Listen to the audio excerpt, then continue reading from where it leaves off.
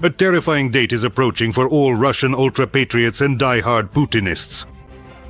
On January 12, 2026, the so-called Special Military Operation will match the duration of the Great Patriotic War. Propagandists are dreading this moment, because shameful comparisons are inevitable. Back then, in 4 years, they defeated fascism and took Berlin. And now they've defeated common sense and taken Kupiansk on credit. In a few weeks, the duration of the war will equal that of the Great Patriotic War. When people ask, why haven't we achieved the same result? It's because not the whole country is at war. The top brass are fighting.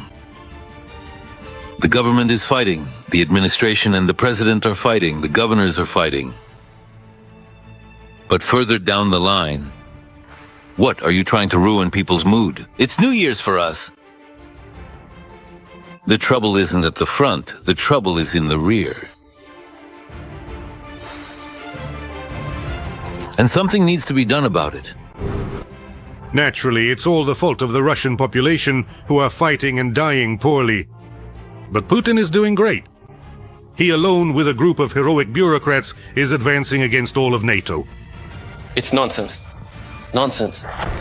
But no matter how hard the propaganda tries to distract from the approaching date and shift the focus, everyone understands everything.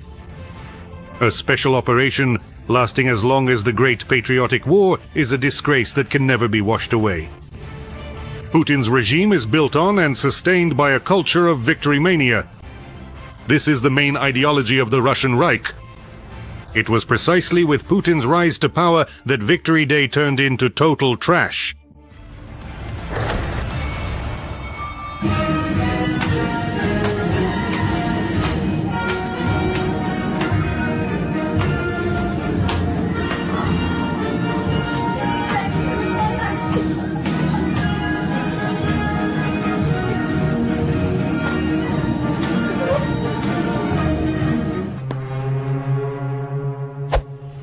The entire modern Russian myth is built on the victory in the Great Patriotic War.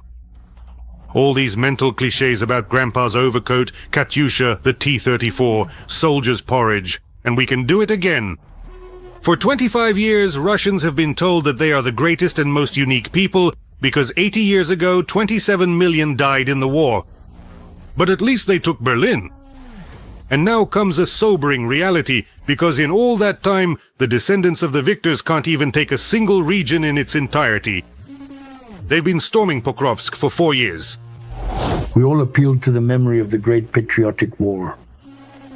It turns out that we weren't able to do what they did, what our ancestors, who are actually very close to us, managed to accomplish.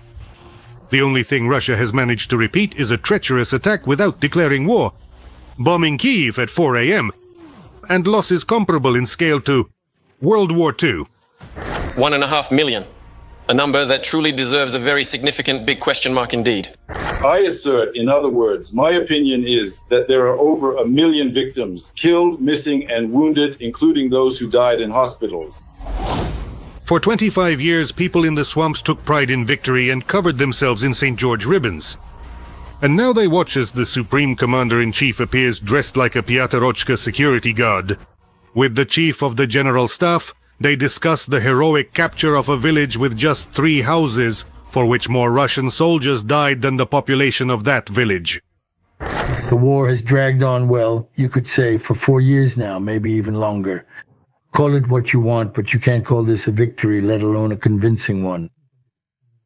Victory Parade in Odessa gained control of the Black Sea, the northern coast of the Black Sea, unblocked Transnistria, and so on. How many times have we talked about this? But this will not be achieved, as you understand. Why the hell? That's because... Well, because...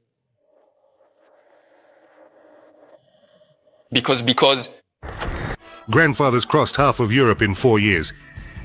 And the crazed grandkids, after 4 years of the special military operation, are complaining to the US president that Ukrainians are bombing Putin's residence. The world has never seen conquerors and informers like these.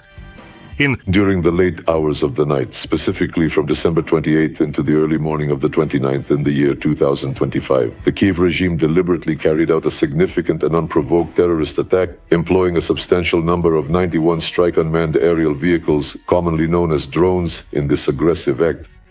Long-range drones targeted the state residence of the President of the Russian Federation in the Novgorod region. All unmanned aerial vehicles were destroyed by air defense systems. So now, how are Russians supposed to sit in their kitchens with Lyuby blaring in the background, knocking back a shot for victory and feeling proud of their greatness? After all, they've been told that they were the only ones who won the war. Regarding our ongoing relationship with Ukraine, I must respectfully disagree with your previous statement when you just asserted that if we had been completely separated, we most certainly would not have achieved victory in the war. We would have won anyway. In the minds of Russians, the stereotype has firmly taken root that Putin personally defeated Hitler. He and his political strategists have blurred all the lines of history and claimed this victory for himself alone. For Russians, May 9th is associated specifically with him, not with the victory itself. That's why the protracted special military operation is his personal disgrace as a dictator. Back then, over 1,418 days, the Soviet people saved the entire world from the Brown Plague and extinction. They liberated dozens of nations from oppression and divided the world into spheres of influence. And now their descendants, under the leadership of the bold one, a Stalin substitute, can't defeat Ukraine. Just one. Even with the help of another nuclear power, North Korea, and with China's support. Just think about that, Russians, and live with it. The war has given meaning back to my generation. It has restored our pride, a sense of understanding, of self-awareness. Yes, you're a freak, a real asshole. How can they now tell the swamp-dwelling population about their greatness if for 4 years they haven't been able to deal with Ukraine, a country that for 10 years their propaganda described as not a real state, an artificial entity, the poorest and most technologically backward, with a weak government, a weak army, and an invented people who speak an invented language? In a hot war will defeat Ukraine in 2 days. Why even bother defeating them, for God's sake? It's just Ukraine. We'll suppress those firing points. This is what we discussed during the commercial break. They tried to raise an eyebrow but ended up tearing their rubber ass. And the Kremlin dug this pit of shame for itself. For 10 years, propaganda called Ukrainians fascists and Nazis. In other words, they drew a direct parallel with the Great Patriotic War. They planned to capture Kyiv in 3 days and raise the victory banner over the Verkhovna Rada, just like in the movies. And Putin would officially become the leader who defeated fascism, like Stalin. Most Russians also gladly supported the monstrous aggression against Ukraine, because they too dreamed of the glory of their grandfathers. Their television would have told them that they too had defeated the fascists. And the victory mania would have doubled. On paper, the plan was perfect. In reality, it's hard to imagine a story more foolish and vile. One of the most insanely idiotic things I've ever heard. If Russia had managed to defeat Ukraine in a week or a month, the information wave would have quickly been swept under the rug. The real facts about the start of the aggression and evidence of war crimes. In the West, they would have mumbled some concerns and continued trading with the ghouls. Just like it happened with Georgia in 2008. But the Ukrainians punched the occupiers right in their arrogant, stupid faces, and the whole world saw the true face of the so-called descendants of the victors over fascism. They themselves have become fascists. The Russian army eagerly picked up the Nazi banner and took their historical place. The whole world sees Russia as the aggressor. Moreover, the Russians themselves understand this perfectly well. It is Russia that is the occupier, waging a war of conquest. Russians are fighting like the Germans did. They bomb peaceful cities, execute civilians, burn books, and persecute people based on their nationality. We stopped at a gas station before the city, before Berlyansk. Good evening, please tap your card. I say, why are you speaking to me in Ukrainian? The girl is standing there. I say, why are you speaking to me in Ukrainian? She stays silent. I ask again, why are you speaking to me in Ukrainian? Because I want to. Well, you want to. You want to? Fine, that's it. To the nearest checkpoint. They sent her to the ADMKR, to the basement. The basement, let's go relax. Let's go relax in the basement. The Russian army burns entire cities and villages to the ground as it advances, leaving only chimneys behind, just like the Nazis did during the Great Patriotic War. Even the most die-hard patriots admit this. All the way to the border with the Dnipropetrovsk region. You drive through these villages and they're completely destroyed. There are only chimney stacks left standing, like, I don't know, the memorial in Belarus, Katyn chimney stacks, a cemetery of dead villages. That's the state these settlements are in. And Ukraine is actually standing up to fascism and heroically defending its land. Yes, the Ukrainians are retreating. But the USSR also retreated at first, until at some point the enemy faltered. The same will happen now. Russia won't be able to fight like this for long. Russia will simply run out of people. Everyone thinks about the economy, money, resources, equipment, but it's people who will run out first. Vladimir Vladimirovich Putin, take me to the war. I want to take revenge for Russia. Moscow is fighting with mercenaries. Russians aren't going to defend their homeland. They're going to make money so they can pay off their loans and renovate their kitchens. But the number of mercenaries isn't unlimited. How many more people in Russia are willing to die for cash and a Lada Priora? 1 million have already been lost at the front. At most, there's another 1 million drunks crawling under fences, dreaming of raising the flag over the Reichstag. Or at least raising the flag over the ruins of some village in Donbass. And then dying right there. Of course, propaganda is trying to encourage people to join the army. Like, rise up, vast country, for a mortal fight. The special military operation is already being called the New Patriotic War. But patriotic wars aren't fought with mercenaries. It's a contradiction in terms. No one fights for their homeland for money. That's an invention of the Putin regime. The only thing in which Russia has outdone the Soviet Union is in its even more inhumane treatment of its own soldiers. Strangely enough, in the Soviet army, soldiers were treated better. Despite the enormous losses, wounded soldiers there were not sent into assaults. And penal battalions were separate units, from which you could be transferred if you were wounded.